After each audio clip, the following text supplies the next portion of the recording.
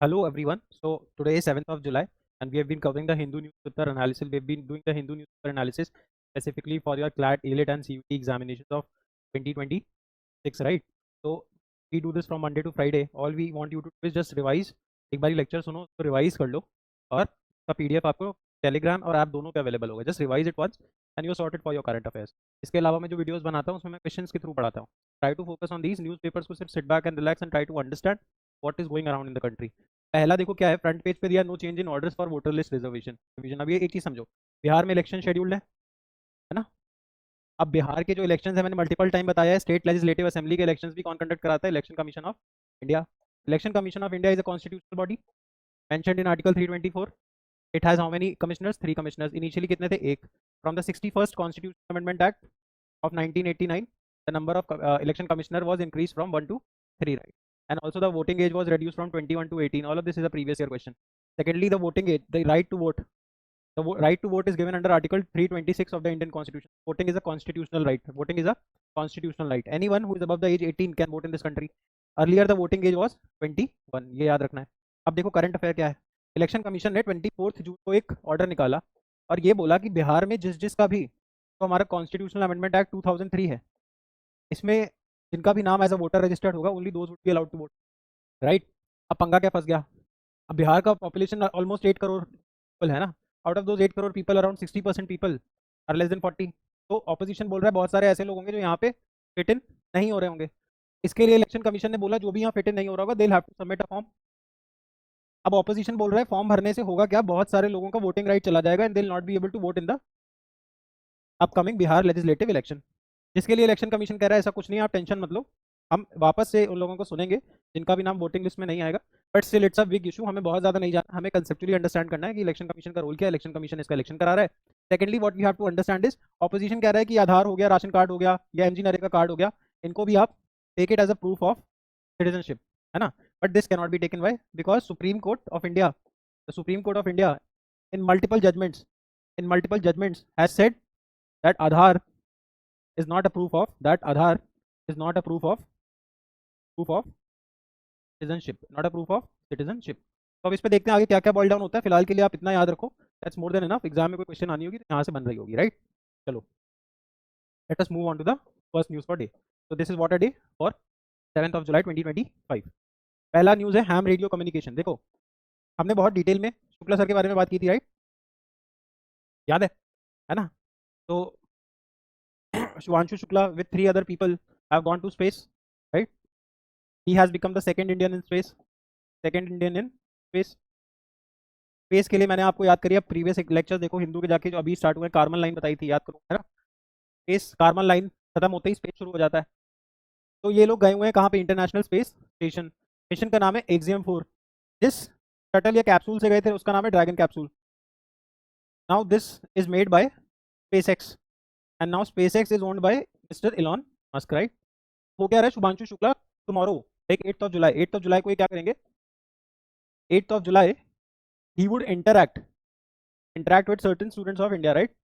इनके साथ जो भी इनके कलीग्स हैं अपने अपने रिस्पेक्टिव कंट्री के बच्चों से बात कर रहे होंगे, राइट. अब जो ये यूज कर रहे होंगे वो हैम रेडियो है. अब हैम रेडियो डिफेंस में भी यूज होता है ना, because it uses radio waves.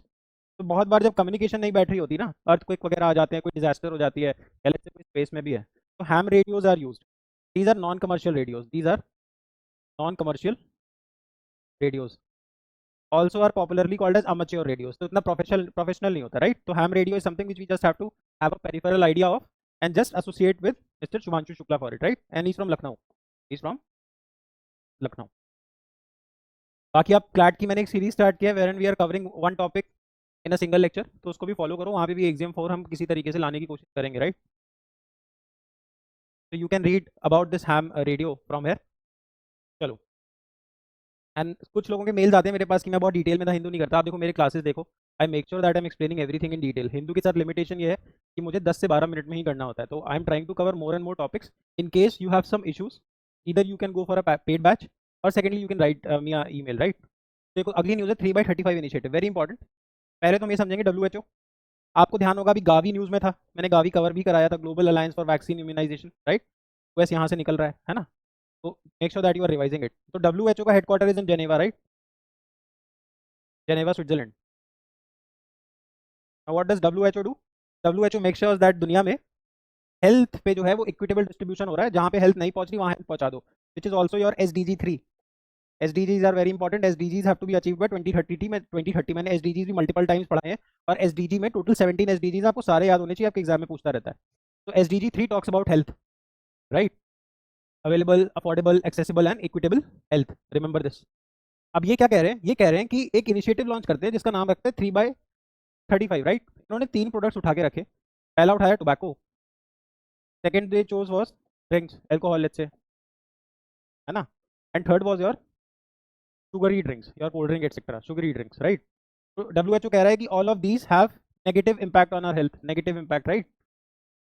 तो अब हमें तो इसका यूज कम करना है, हमें इनका यूज कम करना है. तो यूज कम करने के लिए WHO कहता है ऐसा करो, इसके प्राइसेस बढ़ा दो. अगर इसके प्राइसेस बढ़ा दोगे तो लोग इसको कम यूज करेंगे, है ना. दिस इंसेंटिवाइज, दिस इंसेंटिवाइज मतलब इंसेंटिव ही नहीं है ना, महंगा कर दिया तो लोग कम यूज करेंगे. सेकेंडली वो ये कह रहा है कि अगर उसके बाद भी लोगों को यूज करना ही करना है तो why not increase the prices. If will increase the prices the tax collection will go up, right? उससे क्या होगा? गवर्नमेंट उस मनी को कर सकती है for equitable distribution of health, है ना. अमीर से लेके गरीब को दे दिया, अमीर से लेके गरीब को दे दिया, तो इक्विटेबल डिस्ट्रीब्यूशन ऑफ हेल्थ होगा. तो बेसिकली ये कह रहा है कि 3 प्रोडक्ट्स का प्राइस बढ़ा दो bye 2035, which will help us meet SDG 3 which talks about good health and SDG 10 which talks about reduced inequalities. inequality भी कम हो जाएगी ना, टैक्स ज़्यादा आएगा. Example, the amount of tax that is put on cigarettes in India depends upon its length. तो जितना लंबा cigarette होगा उतना ज़्यादा उस पर टैक्स लगेगा. और तो ये प्रोडक्ट्स होते हैं शुगरी ड्रिंक्स, अल्कोहल, अल्कोहल पे तो खैर एक्साइज ड्यूटी लगती है, बट अभी को मानते हैं ये सिगरेट्स वगैरह पे क्या लगता है इंडिया में? Sin tax. कौन सा tax? Sin tax, which is impose over GST. तो 28% प्लस सेस लग रहा होता है ना, जो इसी को कहते हैं सिन टैक्स. तो इंडिया में इन सब प्रोडक्ट्स पे क्या लगता है? सिन टैक्स. इससे कलेक्शन किसका बढ़ता है? गवर्नमेंट ऑफ इंडिया का. इससे हम उस पैसे को गरीबों के लिए यूज़ कर पाएंगे. सेकेंडली डिसेंटिवाइज भी होंगे, लोग कम यूज़ करेंगे. इसलिए कर रहे हैं क्योंकि नॉन कम्युनिकेबल डिजीजेज बहुत ज़्यादा बढ़ रही हैं, है ना, life style diseases like your heart diseases. तो to stop all of it, the WHO has launched the 3/35 initiative. Can be very very much important for your examination, important for CLAT, AILET 26 and 27, right? चलो को पढ़ लेना, समझ लेना. अब इसके बाद चलते हैं प्लेसेस इन न्यूज़. अब Ghana wise, Ghana in news, wise Ghana in news. The reason why Ghana is in news is because the Prime Minister of India, Mr. Narendra Modi, is on a visit to 5 other countries, है ना. तो 5 countries घूम के आ रहे हैं ताकि India की धाक बढ़े ग्लोबल साउथ में. मैंने कई बार समझाया what does global south mean. तो all those least developed countries and developing countries, इनको इंटरनेशनल रिलेशंस में बोलते हैं ग्लोबल साउथ, ग्लोबल साउथ. और ये जो डेवलप्ड नेशंस होते हैं, कंट्रीज लाइक US, यूरोप, है ना, these people are called as north, global north, global north. तो prime minister Modi is trying to become the voice of global south. That is why he is on a visit to Ghana, Trinidad and Tobago, one of those islands in West Indies, है ना, एक island है West Indies का. इसके अलावा जैसे बहुत सारे हैं, है ना. तो now one is your Brazil and then Argentina and then Namibia. He will be going to 5 countries. Namibia is the largest country of African continent, largest country of Africa. And also remember we got in cheetahs from Namibia. तो ये भी हमने cover किया हुआ है, ठीक है. Brazil is famous for it's Amazon. 80% of global oxygen comes from the Amazon forest, right. फिर बहुत सारी चीज़ें हैं. अभी हमारा सब्जेक्ट है घाना, ठीक. तो घाना, घाना का जो कैपिटल है that is your Accra, that is your Accra. Now Ghana is famous for gold, Ghana is famous for gold. Gold reserve बहुत ज़्यादा है. कहाँ पे? घाना में. घाना है कहाँ पे? अफ्रीका में. घाना है कहाँ पे? अफ्रीका में. Ghana is also famous for coffee, is also famous for coffee. अब हुआ क्या है, मोदी जी को इन्होंने अपना हाईएस्ट सिविलियन अवार्ड दिया है. घाना का हाईएस्ट सिविलियन अवार्ड मिला है किसको? मोदी जी को. इवन ट्रिनिडाड का भी मिला है, which is called as champion of the order of the star of Ghana. Who got it? PM PM we got this, right. ये भी इंपॉर्टेंट है. Lake Volta, world's largest artificial lake, world's largest artificial lake, दुनिया का सबसे बड़ा artificial lake है. Lake क्या होता है? Lake is a water body surrounded by land from all the sides. जैसे आइलैंड क्या होता है? आइलैंड में यहाँ ज़मीन होती है, आजू बाजू पानी होता है, राइट. ये आइलैंड होता है. इसी का उल्टा कि यहाँ पे वाटर है और उसके आजू बाजू land, this is called as lake, this is called as lake. Now lake Volta is an artificial lake, lake Volta is an artificial lake. Hence you have to remember this, ठीक है। आगे चलते हैं। See, now Ghana is surrounded by Ivory Coast in the west, Burkina Faso from north, और right में Togo मिलेगा, ठीक है। तो आपको इतना याद रखना है, इसकी कैपिटल याद रखेंगे। चलो, now see, gold reserves are very high. Also Ghana was a member of Commonwealth of nations, याद है मैंने कॉमनवेल्थ बताया हुआ है, इसमें 54 कंट्रीज हैं।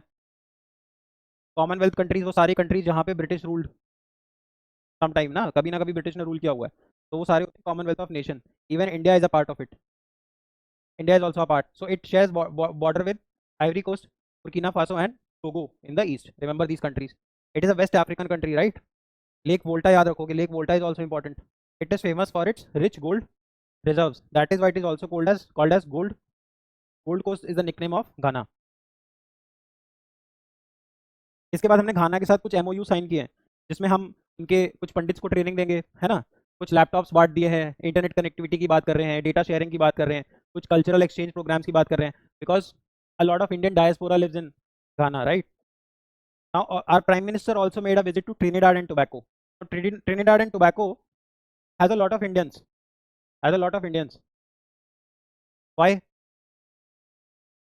कि यार पहले ना स्लेव ट्रेड होता था। क्या होता था? Slave trade. अब स्लेव ट्रेड के टाइम पे बहुत सारे इंडियंस को पकड़ के कहाँ ले जाते थे? ब्रिटिश अपनी कॉलोनीज में। तो Trinidad and tobacco was also a British colony, so a lot of Indians migrated to Trinidad and Tobago. The reason why you'll find a lot of Indian players playing from West Indies, Indian origin players like Shiv Narayan Chandrapal, Ram Naresh Sarwan, फिर there was this bowler Ravi Rampal, even your this Naren, है ना, जो Naren, there's this bowler who plays from KKR, Narayan. So Narayan is also someone who has his ancestral roots from India. So Narendra Modi was awarded the highest order and the civilian award of Trinidad and Tobago, which is the island of West Indies. अच्छा, ये West Indies को discover किसने किया था? ये discover किया था Columbus ने। ये ढूंढने निकला था इंडिया पर, पहुंच गया वेस्ट इंडीज, इसका कंपास घूम गया था केप ऑफ गुड होप पे। केप ऑफ गुड होप पे इसका कंपास घूम गया और ये पहुंच गया नॉर्थ अमेरिका, और इसने वहां का नाम रख दिया West Indies. These islands thus came to be known as West Indies, because इसको लगा ये इंडिया है ना। इसीलिए आप देखोगे जो यूएस में ओरिजिनली लोग रहते थे उनको बोलते थे रेड इंडियंस। इसने देखा इसको लगा इंडियंस है तो नाम रख दिया रेड इंडियंस, है ना। बाद में पता चला ये तो कोई नई जगह है, इसीलिए यूएस बाद में डिस्कवर हुआ, और उस रीजन को बोलते हैं न्यू वर्ल्ड। कि दुनिया को पता ही नहीं था कि यहाँ पे यूएस नाम की कोई कंट्री है, ठीक है। इतना इतना आप याद रखोगे, इसके अलावा ज़्यादा कुछ इसमें याद करने का नहीं है। That is that, just read this once and also remember. हाँ देखो, अब ये चीज़ें आप मुझे बताओगे। इंडिया के दो इनिशिएटिव हैं, coalition for disaster resilience infrastructure, CDRI, coalition for disaster resilient infrastructure. तो जो डिजास्टर्स आते हैं अलग अलग, earthquake, tsunami, flash floods, forest fires, इन सबको टैकल करने के लिए India has made a group called coalition for disaster resilient infrastructure. तो जैसा इंफ्रास्ट्रक्चर जो हमें बनाना है वो कैसा होना चाहिए? It should be disaster resilient, should be disaster proof, right. And also there is this group called global biofuel alliance. Global biofuel, biofuel मतलब वो फ्यूल जो सड़ी गली सब्जियों से मिल जाता है, राइट, या कोई लेट्स से चीज़ों से मिल जाएगा, जो शुगर कंटेंट से मिल जाएगा, गन्ने से मिल जाएगा, बहुत सारी चीज़ों से मिल जाएगा, क्योंकि इंडिया आज भी 85% ऑयल इंपोर्ट करता है। तो India is focusing a lot on biofuel so that its dependence upon Arabic countries for crude oil lessens, right, कम हो जाए। इतना याद रखोगे, इसके अलावा इसमें कुछ भी याद करने की ज़रूरत नहीं है। एक इसमें टॉपिक आएगा ये इंडियन फार्माकोपीडिया, ये क्या है इस चीज़ को भी समझते हैं। चलो देखो, इंडियन फार्माकोपीडिया कमीशन, ये एक डिपार्टमेंट है which works under ministry of health and family welfare, ministry of health and family health and family welfare. आप मेरे को मिनिस्टर का नाम बताओगे, क्या मिनिस्टर कौन है इसका इंडिया में, ठीक है। दूसरा, अभी जो हमारा यूपीआई है, पहले इसको समझ लो क्या है फार्माकोपीडिया। यार ये क्या करता है ना, स्टैंडर्डाइजेशन करता है इंडिया में। इसका स्टैंडर्डाइजेशन, जो हम मेडिसिन यूज़ करते हैं, कि वो मेडिसिन हम सही यूज़ कर रहे हैं कि नहीं, या स्टैंडर्ड जो SOPs हैं वो फॉलो किए जा रहे हैं कि नहीं, जो स्टैंडर्ड्स बताए गए हैं वो स्टैंडर्ड्स मिल रहे हैं कि नहीं। That is why India is a huge market of generic medicine also, which are cheap medicine, right, जिनका इंटेलेक्चुअल प्रॉपर्टी खत्म हो चुका है। That is why Trinidad and Tobago and countries like Ghana want to come together with India because of the use of generic medicines, right? Remember this, Indian Pharmacopedia Commission works under Ministry of Health and Family Welfare. So that is that, ठीक है, इस चीज़ को समझ लिया। Everything has been explained. Yeah. So in case you want to read this, you want to have a good look at it, want to read it again, you can download the PDF from the Telegram channel, or you can directly go and install the app. You'll find the PDF there. Conceptual जो समझाना था वो मैंने समझा दिया. I'll have a session tomorrow, probably somewhere around this time only. Thank you so much. Keep watching it, and I've been getting good responses for the Hindu analysis. Please make sure that you are spreading the word, liking, commenting on the same. Thank you so much. Have a good day ahead.